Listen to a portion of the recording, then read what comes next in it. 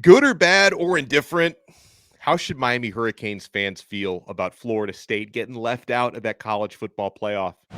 You are Locked On Canes, your daily podcast on the Miami Hurricanes, part of the Locked On Podcast Network, your team every day.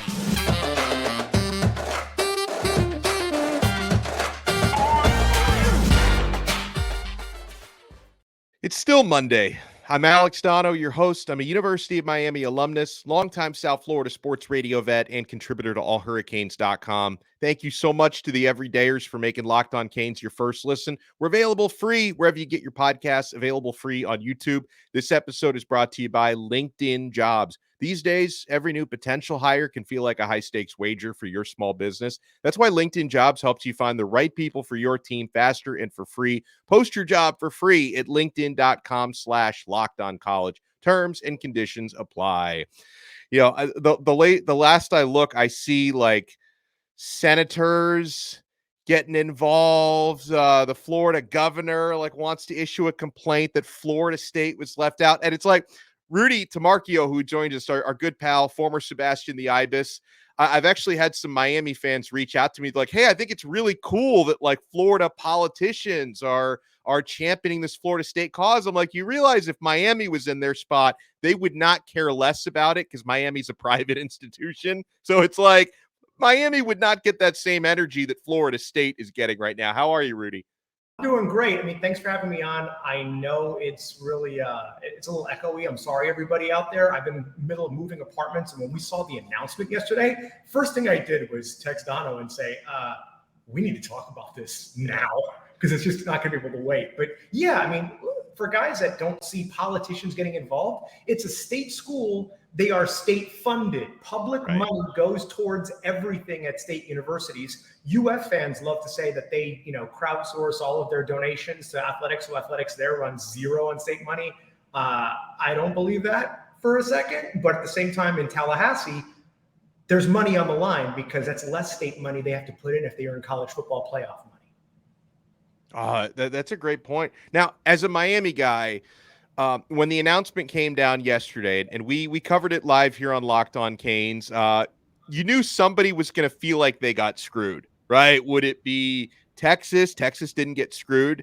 Would Georgia? I mean, Georgia fans feel hard done by this, but, you lost your conference championship game. It is what it is. Florida State, though, if Miami was in their position, I would be extremely angry. So I'm not going to be a hypocrite and say you didn't deserve it because your quarterback. I mean, so the College Football Playoff Committee made the decision that basically, even though this team earned it on the field, we just don't think they can beat anybody without their starting quarterback. So essentially the games that they've already played don't really matter because Jordan Travis is not healthy. So I can understand why Florida State fans are angry. How do you feel about the situation, Rudy?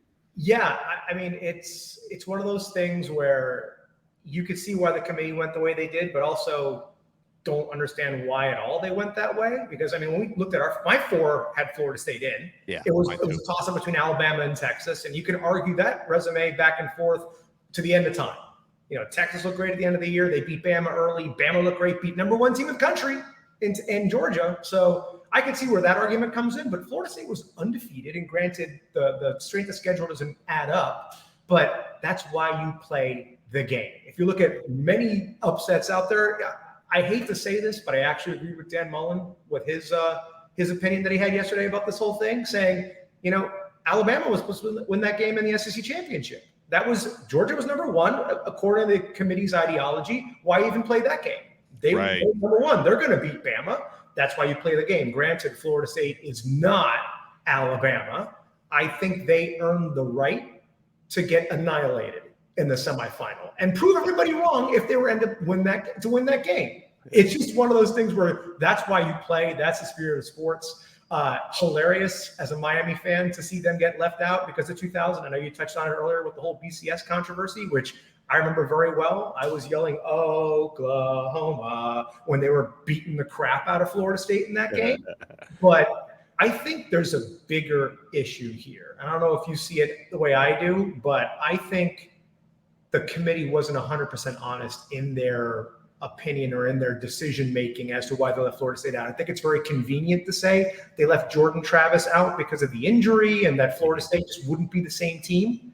But at the end of the day, I think it's because the ACC is just not a respectable conference anymore. Because if you look at Florida State's resume, it could have been so much better if a lot of the tomfoolery that happened around ACC officiating this year didn't happen. If there were competent officiating, you would have had a better record Miami team, a better record Duke squad, a better record UNC, a better record Louisville, a better record Pitt.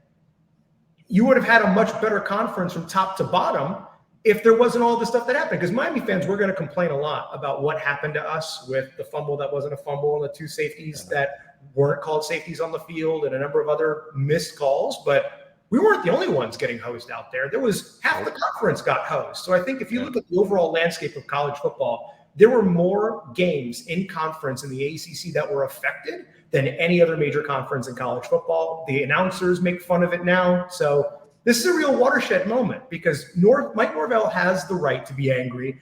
I was laughing hysterically with his little forward sitting, watching the news happening and all the surrender cobras happening in the background with Jordan Travis and the other guys. I don't feel bad for him for a second, but I think this is a great moment for every athletic director and every head coach in the conference to hop on a plane to Charlotte and say, what's our purpose in being here if we can go undefeated in conference play and then not be considered playoff contenders?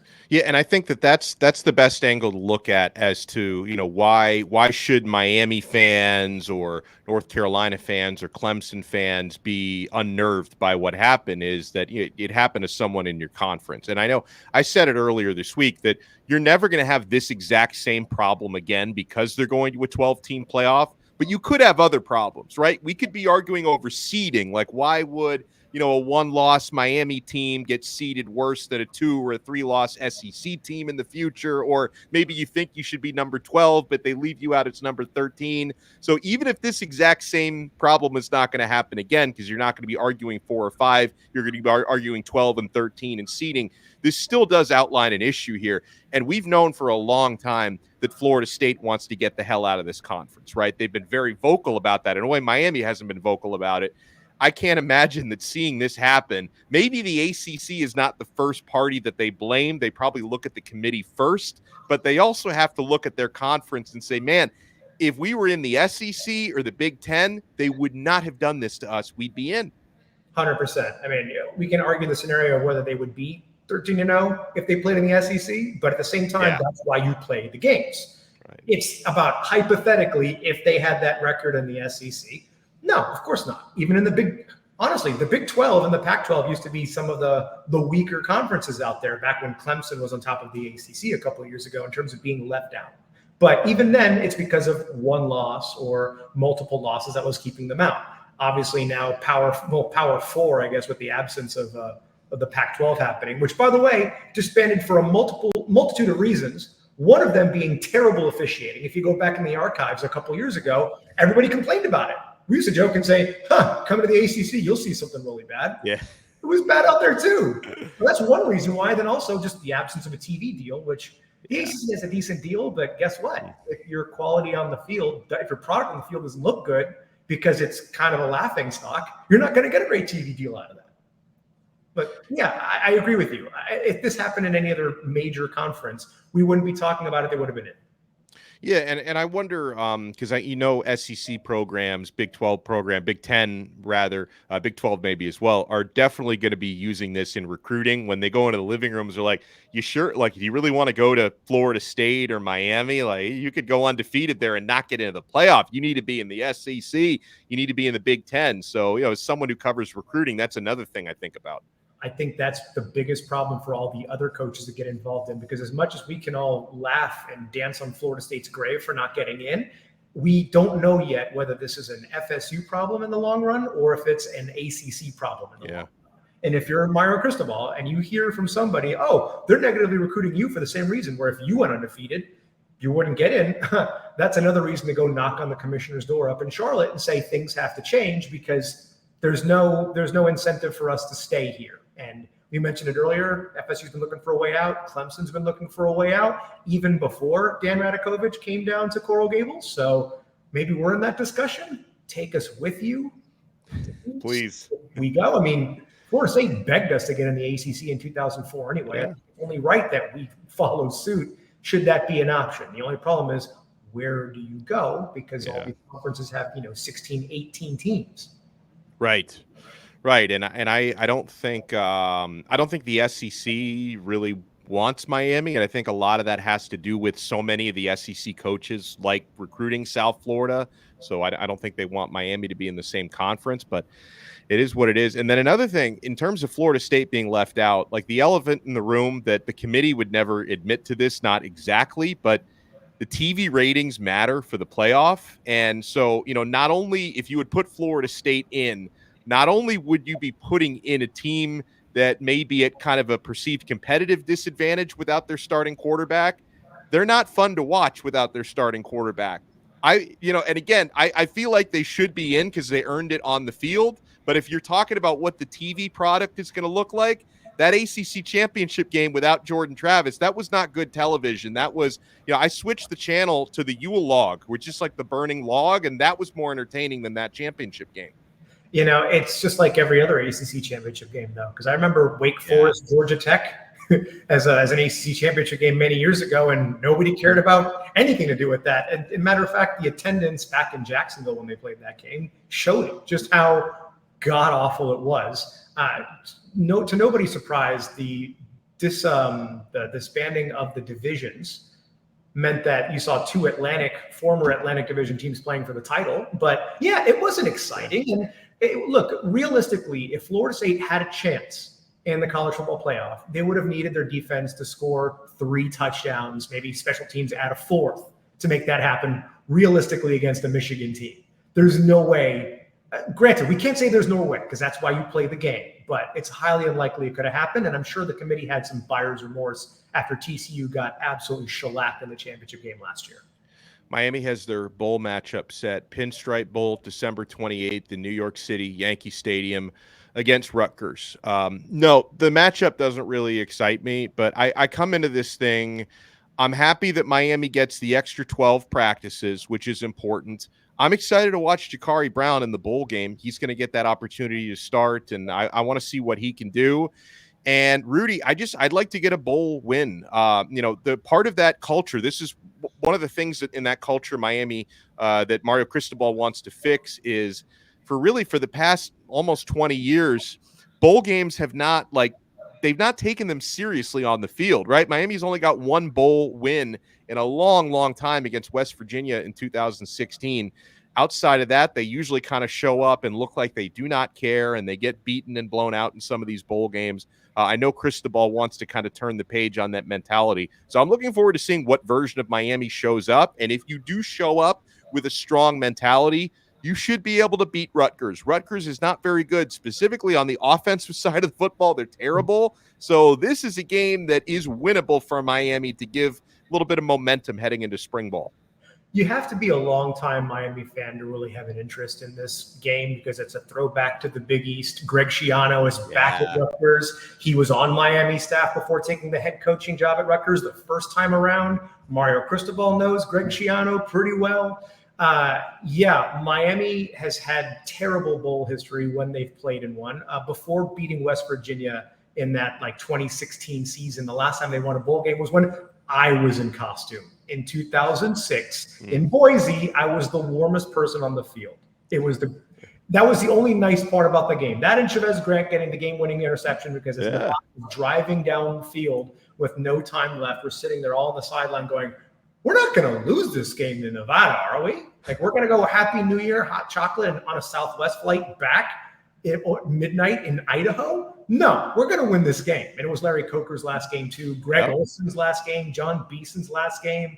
It was fun to win. It was not a pleasant thing in terms of momentum. However, the bowl game, Russell Athletic Bowl against West Virginia, was great for momentum because if you remember, that was the year that they went all the way to the ACC Championship game. They were in the penultimate college football playoff rankings there at number 2 after beating Notre Dame, and then dropped 2 straight to Pitt and Clemson to get knocked out of the playoff and lose to Wisconsin in the Orange Bowl. So there's a lot to say about momentum. It's a winnable game. It's a friendly atmosphere in terms of New York City, a great Miami alumni market, a great Rutgers market. But honestly, you're not going to see home field advantage for Rutgers. Miami used to go play in Piscataway all those years ago, or not Piscataway. I forget where Rutgers is exactly. Isn't it in Piscataway? I thought it was in Piscataway. I know it's near. I don't know if it's in Piscataway. So someone who lives up in the Northeast, because I know we got Miami fans, can correct us. Say where it was. I know the AP always used to say Piscataway because I think that's where they wrote it from. But I see. But yeah, anybody who's going up there to that game, I was up there when we played Wisconsin the second time, Mark Richt's last game at Miami as a head coach. Don't get the lowest field seats because it's a baseball stadium, obviously. So the sight lines are different. That's a great point. That is the best piece of advice right there, because you're like, oh, I'm right there at the floor level. This is going to be great. Nope, not so great at a baseball stadium. Right. The only way that works is like I went to the one in San Francisco also when we lost to Cal. And what they did there was they used to split the sideline half and half with each team on one sideline to get rid of the sight line so people can have those like really nice seats below the field level and watch what's happening on the sideline there. The configuration is a little different because the field in San Francisco was across the outfield, whereas this one, I think it actually like they have to sod over parts of the infield and everything like that to make it work at Yankee Stadium. But get higher seats. Yeah.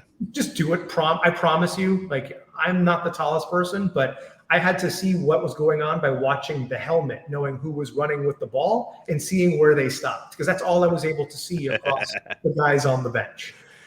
Oh man, and just a hot tip if you guys want to check out tickets at our sponsor Game Time. They always have great deals, especially last minute deals. We appreciate Rudy Tomarchio's time on X at Rudy Tomarchio, CHIO. Rudy, thank you so much, man, and best of luck with the rest of your move. I appreciate it. Thanks for having me on. Love it. We'll talk to everyone again next time on another episode of Locked On Canes, part of the awesome Locked On Podcast Network. Your team every day.